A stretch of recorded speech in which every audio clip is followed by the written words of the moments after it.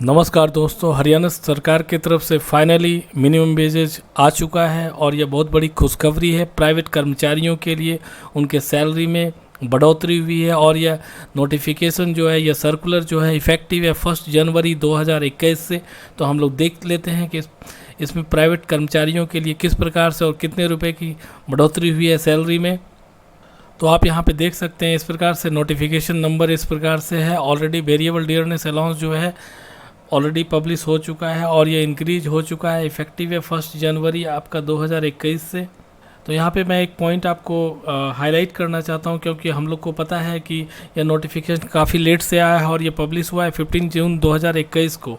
तो एम्प्लॉयर के लिए काफ़ी मतलब मैनेज करना, कैसे मैनेज करेंगे, काफ़ी कठिन है। तो उनको मेरे हिसाब से एरियर के रूप में पे कर देना चाहिए ताकि वो अपने आप को कंप्लाइड कर सके, या फिर वो लेबर डिपार्टमेंट में जाके इस बात को डिस्कस कर सकते हैं जो भी रिस्पेक्टिव अथॉरिटी है। तो यहाँ पे आप देख लीजिए मिनिमम वेजेज का जो चार्ट है इस प्रकार से है।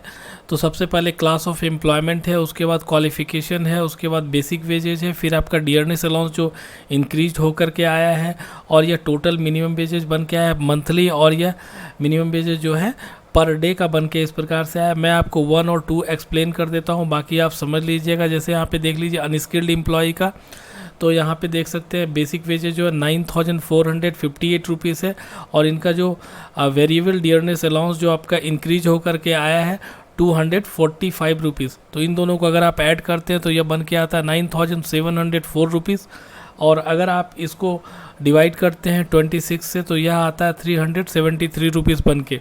तो इस प्रकार से आप समझ गए कि मंथली मिनिमम वेजेज इस प्रकार से बन के आएगा और पर डे का इस प्रकार से बन के आएगा।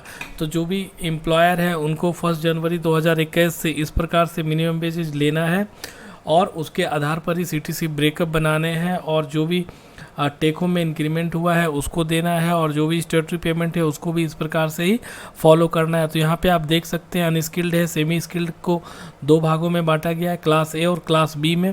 स्किल्ड को भी क्लास ए और क्लास बी में बांटा गया है। हाईली स्किल्ड यहाँ पे है, और क्लैरिकल और जनरल स्टाफ कैटेगरी के अंतर्गत क्वालिफिकेशन के माध्यम से उसको बाइफरकेट किया गया। बिलो मैट्रिकुलेशन है, मैट्रिकुलेशन बट नॉट ग्रेजुएट, मतलब जो भी 10th पास है बट ग्रेजुएट नहीं है, और ग्रेजुएट हैं और एवं है।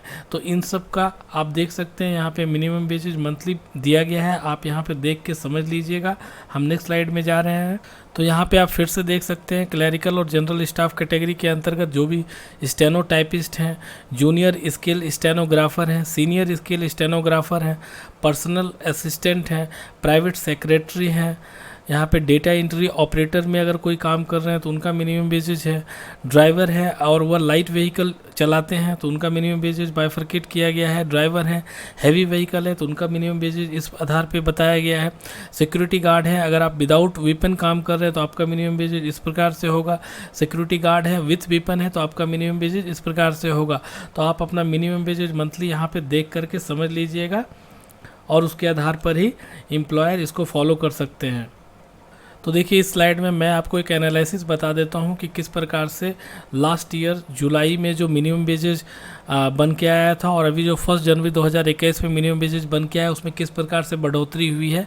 तो हम आपको मैं 1-2 एग्जांपल समझा देता हूं। जैसे यहाँ पे देखिए सेमी स्किल्ड क्लास ए है, उनका मिनिमम वेजेज जो लास्ट ईयर था 9931 था और अभी एट प्रेजेंट में जो है वो मिनिमम वेजेज बन के आया है 10,189 रुपीज़।